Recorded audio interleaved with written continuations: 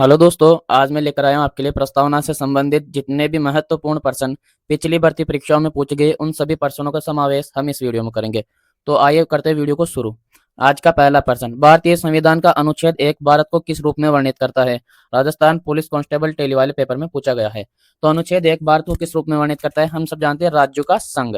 English में अगर कभी ऑप्शन दे तो क्या होगा? Union of states. ठीक है, ठीक है। तो याद इसका उससे उत्तर हो जाएगा ऑप्शन राज्यों का संघ। ठीक है, नेक्स्ट क्वेश्चन, निम्नलिखित में से किस वाद में यह कहा गया था कि प्रस्तावना भारतीय संविधान का अंग नहीं है? सुपरवाइजर एग्जाम में पूछा गया 2018 वाले। ठीक है, तो इसका सही आंसर क्या हो जाएगा? किस वाद में कहा गया था कि प्रस्तावना भारतीय संविधान का अंग नहीं? बड़ा ही महत्वपूर्ण प्रश्न है, तो बेरवाड़ी वाद में यह कहा गया था। नेक्स्ट क्वेश्चन, भारत के संविधान की प्रस्तावना के अनुसार निम्नलिखित में से कौन सा शब्द शामिल नहीं है? ठीक है, आरपीएससी बड़े अच्छे प्रश्न पूछती है। ठीक है, आरपीएससी ईओआरओ एग्जाम में पूछा गया है। तो देखो, इसमें हम देखते हैं कि कभी प्रतिष्ठा और अवसर की समानता, न्याय जो 3 प्रकार का है, सामाजिक आर्थिक राजनीतिक न्याय, बंधुता है, और स्वतंत्रता जो 5 प्रकार की।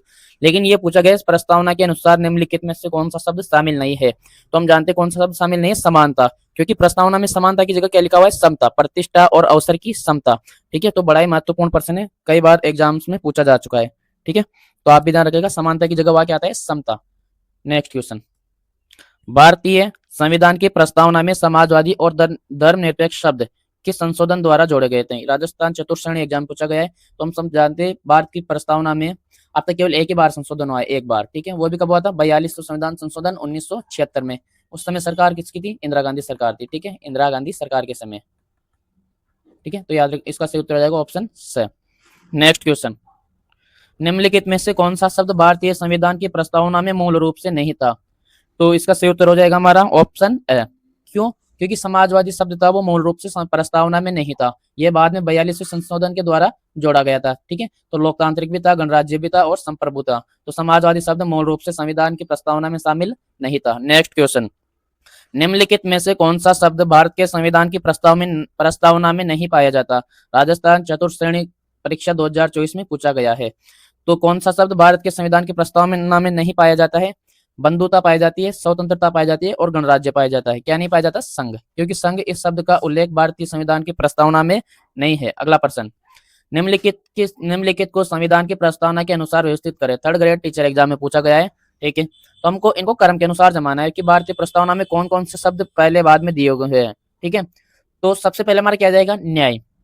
ठीक है, अगर आप प्रस्तावना को अच्छी तरह याद कर चुके होंगे, जैसे हम भारत के लोग भारत को संपूर्ण प्रभुत्व संपन्न समाजवाद पंथ निरपेक्ष लोकतांत्रिक गणराज्य बनाने के लिए सामाजिक आर्थिक राजनीतिक न्याय, विचार अभिव्यक्ति विश्वास धर्म उपासना की स्वतंत्रता, प्रतिष्ठा और अवसर की समानता, ठीक है, फिर बंधुत्व अखंडता आदि शब्द आते रहते हैं। ठीक है, और लास्ट के जो 3 शब्द है वो अंगीकृत, अधिनियमित और आत्मार्पित, ये इनका भी क्रम पूछा गया है। ठीक है, 3 शब्द ये भी याद रखना, अंगीकृत,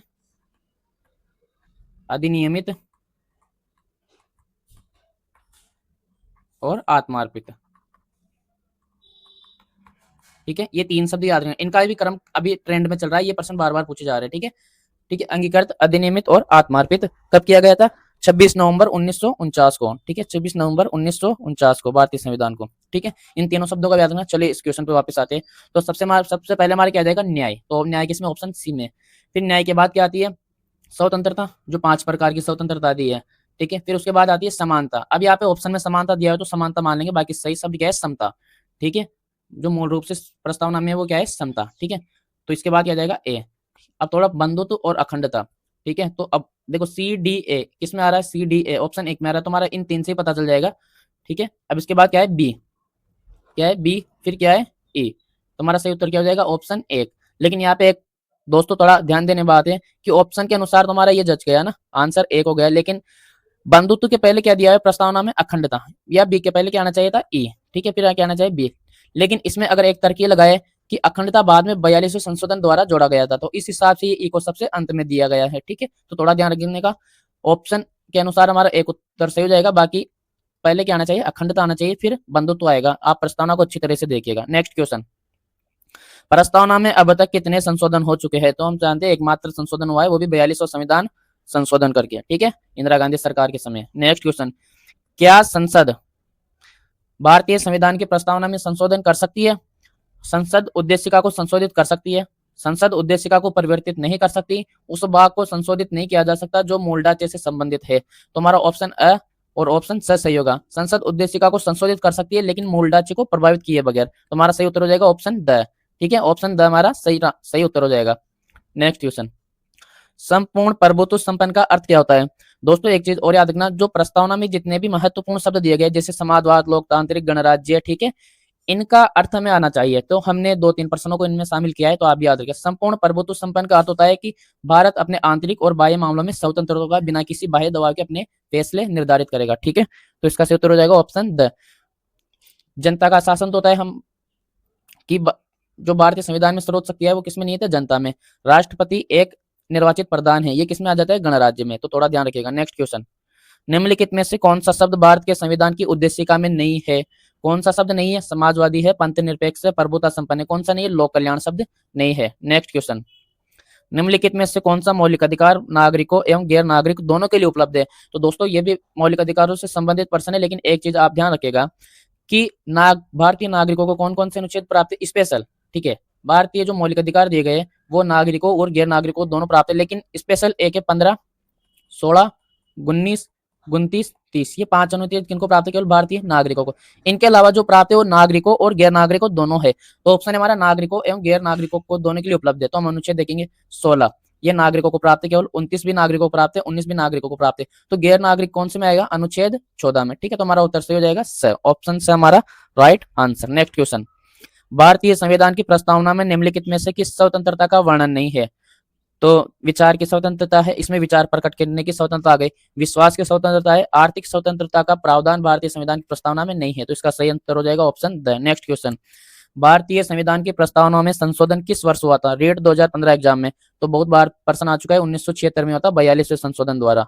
ठीक है, नेक्स्ट क्वेश्चन, निम्नलिखित में से कौन सा कथन सही है? अब कौन सा कथन सही है हमारे को बताना है। प्रस्तावना को संसद द्वारा केवल एक वस्तुनिष्ठ प्रस्ताव द्वारा संशोधित किया जा सकता है, नहीं, ये गलत है। ठीक है, प्रस्तावना संविधान का हिस्सा है और मूल संरचना के अलावा संशोधित किया जा सकता है। तो बिल्कुल सही कथन है, तो हमारा उत्तर हो जाएगा ब। अब आगे भी पढ़ लेते हैं। प्रस्तावना संविधान का हिस्सा नहीं है और इसमें संशोधन नहीं किया जा सकता, तो गलत है। ठीक है, बाद में केशवानंद भारती मामले में कहा गया था कि प्रस्तावना भारतीय संविधान का अंग है।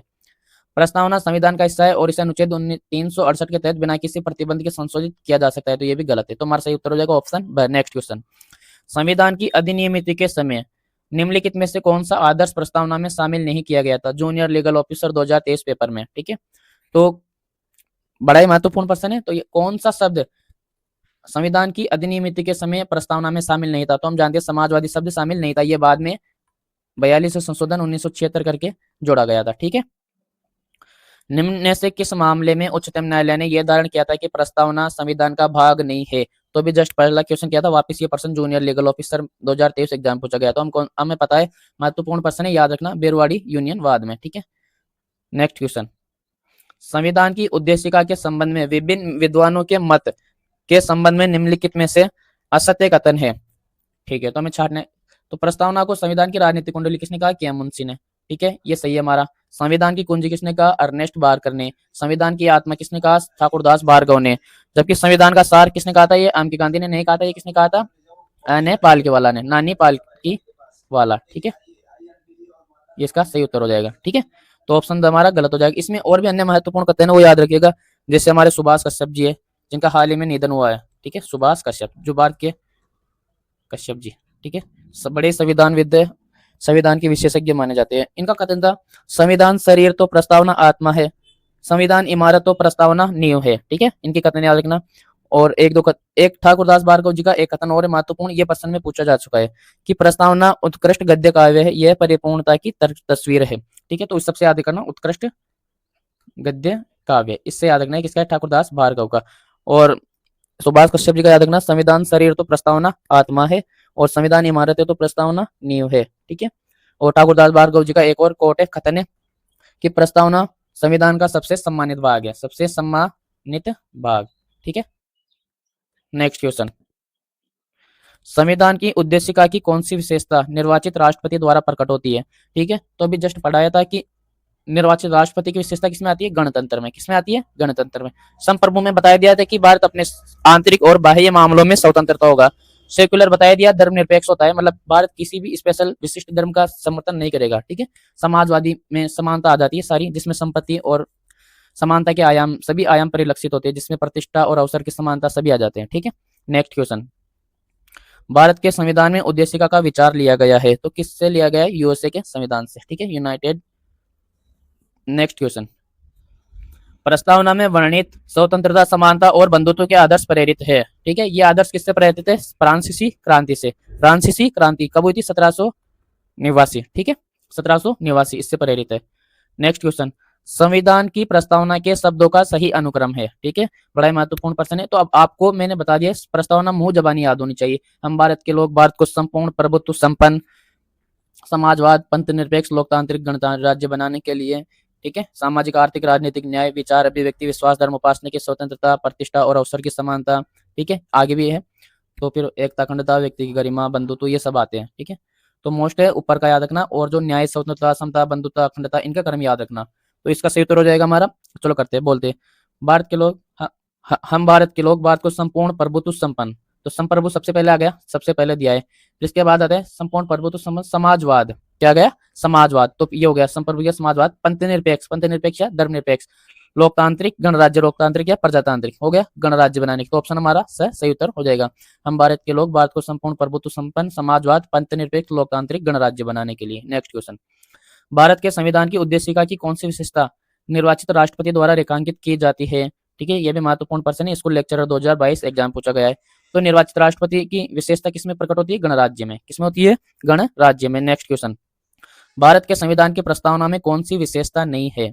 तो कौन सी विशेषता नहीं है? पंथ निरपेक्षता है, राजनीतिक न्याय है, प्रतिष्ठा की समानता है, कौन सा नहीं? संघीय शासन का उल्लेख, यह इसकी विशेषता भारतीय प्रस्तावना में उल्लेखित नहीं है। नेक्स्ट क्वेश्चन, भारत के संविधान की उद्देशिका में वर्णित शब्दों का सही अनुक्रम बताई है, ठीक है, वापिस महत्वपूर्ण प्रश्न है। अब आपको आना चाहिए, सबसे पहले बात किसकी होती है? सामाजिक, आर्थिक, राजनीतिक न्याय, पहले न्याय आता है, फिर आता है उसके बाद स्वतंत्रता, 5 प्रकार के विचार, अभिव्यक्ति, विश्वास, धर्म, उपासना की स्वतंत्रता, उसके बाद आते हैं प्रतिष्ठा और अवसर की समता, फिर आ देती है बंधुता, ठीक है, बंधुता। तो कौन सा सही उत्तर हो जाएगा? न्याय, स्वतंत्रता, समता और बंधुता, ऑप्शन द हमारा राइट आंसर, ठीक है। नेक्स्ट क्वेश्चन, भारत के संविधान की उद्देशिका में कौन सा शब्द नहीं दिया गया है? तो विश्वास दिया गया, धर्म दिए गए, उपासना भी दिया गया, भाषा शब्द प्रस्तावना में नहीं दिया गया। रेट लेवल सेकंड एग्जाम में पूछा गया है प्रश्न।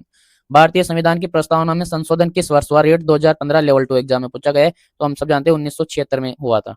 नेक्स्ट क्वेश्चन, कल्याणकारी राज्य का उद्देश्य, ठीक है, कल्याणकारी राज्य का क्या उद्देश्य होता है? कि अधिकतम संख्या का अधिकतम कल्याण सुनिश्चित करना, ऑप्शन ए हमारा क्या हो जाएगा? सही उत्तर, ठीक है। नेक्स्ट क्वेश्चन, भारत के संविधान की प्रस्तावना में उल्लेखित हम भारत के लोग से क्या तात्पर्य? रेट 2017 लेवल 2 एसएसटी एग्जाम में, कि हम भारत के लोग, इसका क्या तात्पर्य? तो तात्पर्य आपको इन दो शब्दों का आना चाहिए, एक तो हम भारत के लोग, मैं महत्वपूर्ण बता देता हूं, एक संप्रभु, इनका आना चाहिए, एक गणतंत्र या गणराज्य, ठीक है, एक होता है समाजवादी, एक होता है लोकतांत्रिक या प्रजातांत्रिक, ठीक है। ये 4-5 शब्द है, इनके अर्थ आपको आने चाहिए। हम भारत के लोग से क्या तात्पर्य है? कि संप्रभुता भारत के लोगों में निहित है, ठीक है, संप्रभुता भारत के लोगों में निहित है, मतलब जो भारत संविधान में जो जितनी भी शक्तियां है वो किसमें निहित है? भारत के लोगों में निहित है। संप्रभु का अर्थ बता दिया कि भारत अपने आंतरिक और बाह्य मामलों में स्वतंत्र होगा बिना किसी बाहरी दबाव के। गणतंत्र या गणराज्य से संबंधित है, भारत का जो राज्याध्यक्ष होता है उसका निर्वाचित होता है, कि वंशानुगत नहीं होना चाहिए। समाजवादी बता दिया, जिसमें संपत्ति और समानता के सभी आयाम परिलक्षित होते हैं, ठीक है। लोकतांत्रिक बता दिया, जिसमें जनता, देखो एक लोकतंत्र से संबंधित महत्वपूर्ण कथन मैं आपको बता देता हूं, किसका था वो? तो लोकतांत्रिक क्या होता है? जिसमें जनता के द्वारा निर्वाचित सदस्य वो शासन व्यवस्था में सम्मिलित होते हैं। तो लोकतंत्र का एक महत्वपूर्ण कथन है अब्राहम लिंकन का, किनका? अब्राहम लिंकन का। लोकतंत्र का एक महत्वपूर्ण कथन है अब्राहम लिंकन का, याद रखना, किनका? अब्राहम, भी पर्सन पूछ ले तो याद रखना, अब्राहम लिंकन जी। इनका कथन था जनता के लिए जनता द्वारा शासन, ठीक है, जनता के लिए जनता द्वारा शासन क्या कहलाता है? लोकतंत्र कहलाता है, ठीक है, बड़ा महत्वपूर्ण मोस्ट लगा लीजिएगा इसको, ठीक है। तो समझ गए होंगे, जनता के लिए जनता द्वारा शासन क्या कहलाता है? लोकतंत्र। अब्राहम लिंकन का कोट मतलब कथन है। नेक्स्ट क्वेश्चन, भारतीय संविधान के किस भाग या भागों में आर्थिक न्याय को संविधान का लक्ष्य घोषित किया गया है? ठीक है। तो एक तो प्रस्तावना में आता ही है सामाजिक आर्थिक राजनीतिक न्याय, तो प्रस्तावना तो कन्फर्म है। और एक मौलिक अधिकार में आर्थिक न्याय नहीं दिया गया, किसमें दिया गया, नीति निर्देशक सिद्धांतों में, आर्टिकल 39। ठीक है, तो इसका सही उत्तर हो जाएगा हमारा ऑप्शन ब। ठीक है, नेक्स्ट क्वेश्चन, भारतीय संविधान की आत्मा किसे कहा जाता है, तो सीधी बात है प्रस्तावना, ठीक है, उद्देशिका को। नेक्स्ट क्वेश्चन, भारतीय संविधान की प्रस्तावना के अनुसार भारत के शासन की सर्वोच्च सत्ता किसमें निहित है, तो अभी जस्ट बताया था किसमें निहित है, जनता में। ठीक है, सर्वोच्च शक्तियां किसमें निहित है, जनता में निहित है। नेक्स्ट क्वेश्चन, भारतीय संविधान के प्रस्तावना में देश का कौन सा नाम उल्लिखित है, कौन सा नाम उल्लिखित है, इंडिया और भारत, इंडिया और भारत। नेक्स्ट क्वेश्चन, भारत को एक गणराज्य मुख्य रूप से जाना जाता है या माना जाता है, क्योंकि अभी जस्ट बताया था जो राज्याध्यक्ष का चुनाव होता है इसलिए उसको गणराज्य माना जाता है। इसमें क्या होता है, जो राज्याध्यक्ष या राष्ट्राध्यक्ष होता है, ठीक है, राज्याध्यक्ष, इसका क्या होता है, चुनाव। ये क्या होना नहीं चाहिए, वंशानुगत। जैसे कई देशों में होता है राजा प्रिंस है उसका बेटा बनता चला जाएगा, ठीक है, उस बार क्या होता है, गणराज्य गणतंत्र नहीं होता।